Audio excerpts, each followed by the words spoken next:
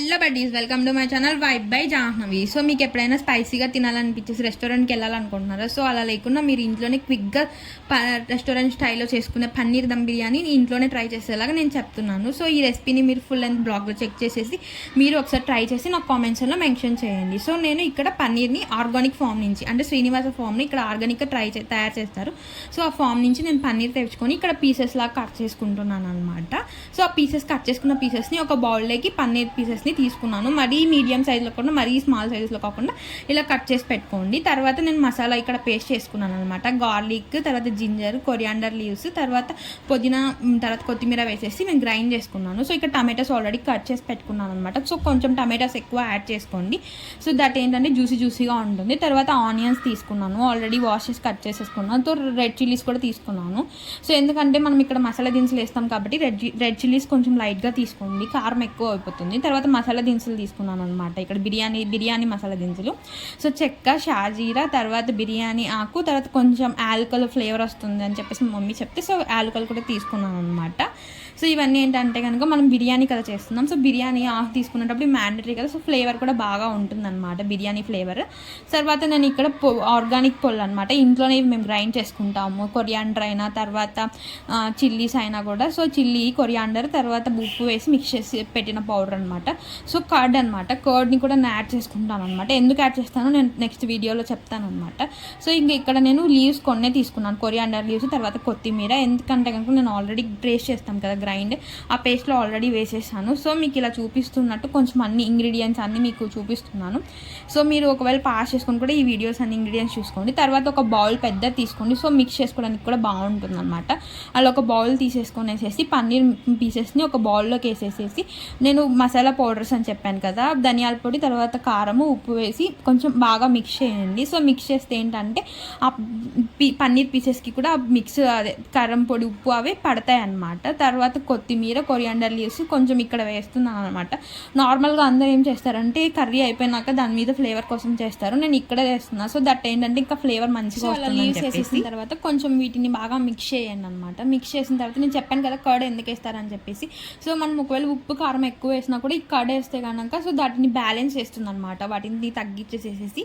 So ఇంకా taste కూడా బాగుంటుంది అనమాట. సో మీరు కూడా ఏదైనా మసాలా కర్రీస్ చేసినప్పుడు కర్డ్ని డెఫినెట్గా వేయండి, ట్రై చేయండి, భలే వస్తుంది టేస్ట్. నేను చెప్తున్నాను కదా. సో ఇలాగ నేను చెప్పాను కదా ఇందాక మిక్స్ చేశాను, ఆల్రెడీ పేస్ట్ గ్రైండ్ చేశాను కదా, ఆ పేస్ట్ అనమాట. సో దీన్ని యాడ్ చేస్తున్నాను. వీలుంటే నేను నెక్స్ట్ ఎప్పుడైనా ఈ పేస్ట్ని కూడా మీకు చూపిస్తాను. ఇది ఒక 1 వీక్ అలాగా మనం స్టాక్ పెట్టుకోవచ్చు అంట, మా మమ్మీ చెప్తారు. సో ఇది అనమాట. తర్వాత ఏంటంటే మీరు ఒక ప్యాన్ పెట్టుకోండి. సో మేము నాన్ స్టిక్ ప్యాన్స్ వాడము. సో ఇది మా ప్యాన్ అనమాట. ఈ ప్యాన్లో ఆయిల్ వేసేసేయండి. ఒకవేళ మీకు కావాలంటే టేస్ట్ కూడా మీరు నెయ్యి వాడచ్చు. సో నెయ్యి బదులు నేను ఆయిలే వాడుతున్నాను ఇక్కడ. సో తర్వాత బిర్యానీ లీవ్స్ని, తర్వాత బిర్యానీ దినుసుల్ని, బిర్యానీ లీవ్స్ని యాడ్ చేసేసేయండి. సో వీటిని బ్రౌనిష్ కలర్లోకి వచ్చే వరకు కొంచెం డీప్ ఫ్రై చేయండి. సో మరీ ఎక్కువ పెట్టకండి ఫ్లేమ్, సో దట్ ఏంటంటే మాడిపోతుంది. తర్వాత ఆనియన్స్, రెడ్ చిల్లీస్, టమాటాస్ కొంచెం బాగా ఫ్రై చేయండి. సో ఇక్కడ అప్పుడే నాకు ఆ ఫ్లేవర్ వచ్చేస్తుందండి, బిర్యానీ ఫ్లేవర్. మీరు చూస్తున్నట్టయితే కనుక వీడియోలో కూడా కొంచెం ఫ్లేవర్ వస్తున్నట్టు అదే గాలి వస్తుంది కదండి, మీకు తెలుస్తుంది.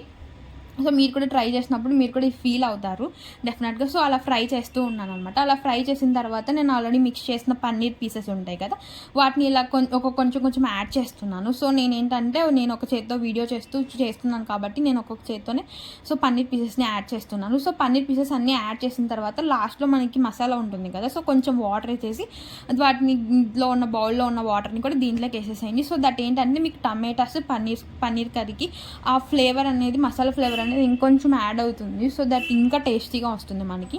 సో ఇక్కడ కూడా నేను కర్డ్ ఇస్తున్నాను, ఎందుకంటే ఫైనల్ టచ్గా లైక్ ఒకవేళ మనకి ఉప్పు కారం ఎక్కువైనా కూడా ఇక్కడ ఫైనల్ టచ్లో కర్డ్ వేస్తే కనుక చాలా బ్యాలెన్స్ ఉంటుంది.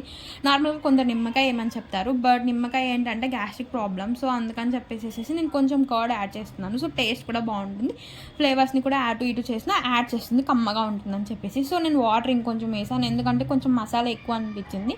సో దాన్ని బ్యాలెన్స్ చేయడానికి కొంచెం వాటర్ వేసాను. సో దట్ టమాటాస్ పన్నీర్ కూడా ఉడుకుతాయని చెప్పేసి. సో మీరు ఫస్ట్ ఏం చేస్తారంటే రైస్ని మెత్తగా కాకుండా ఇలాగ నేను చూపిస్తున్నాను కదా రైస్ బౌల్లో నుంచి తీసేటప్పుడు అలాగ రైస్ని పొడి పొడిగా చేసేసుకొని ఒక రైస్ బౌల్లోకి ఒక ప్లేట్లోకి తీసుకొని ఆ రైస్ని కొంచెం వేడిగా ఉన్నదని చల్లార్చి పెట్టేసేసుకోండి అనమాట. సో కొంచెం మరీ ఎక్కువగా ఉడికించకండి, బాగుండదు బిర్యానీ కూడా. సో నేను ఏంటంటే ఫస్ట్ రైస్ మిక్స్ అవ్వడానికి సో ఈ ప్యాన్లోనే కొంచెం సిమ్లో పెట్టేసుకొనేసి ఆ మసాలాని పన్నీర్ మసాలాని తర్వాత ఇంకా రైస్ని కొంచెం అలా జల్లుతూ కొంచెం బాగా అది పట్టేటట్లు రైస్కి మసాలా పట్టేటట్లు కొంచెం బాగా మిక్స్ చేయాలన్నమాట. సో మిక్స్ చేసిన తర్వాత నేను కొంచెం ముందు వీడియోలో మీకు కనిపిస్తుంది ఒక చిన్న బౌల్, అంటే మాకేమంటారంటే సెరవా అంటారు, సిల్వర్ సెరవా.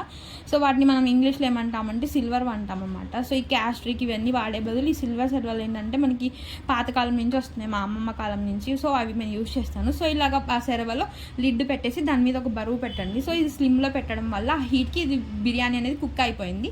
సో నేను ప్లేట్లోకి సర్వ్ చేసుకున్నాను, చాలా టేస్ట్గా ఉంది, మీరు కూడా ట్రై చేయండి.